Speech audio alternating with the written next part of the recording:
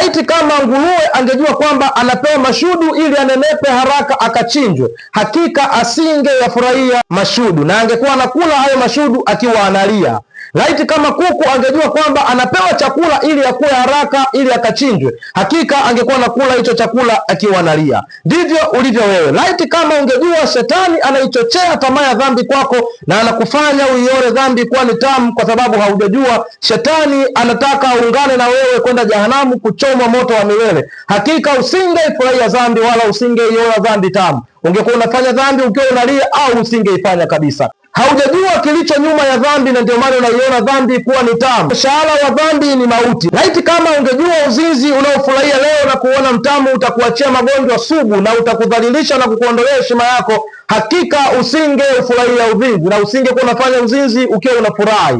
Laiti kama ungejua dhambi imebeba nini nyuma yake, hakika ungeikimbia dhambi kwa spidi kubwa sana na kamwe usingetazama nyuma. Unaifurahia dhambi kwa sababu haujajua nyuma ya dhambi kipo nini.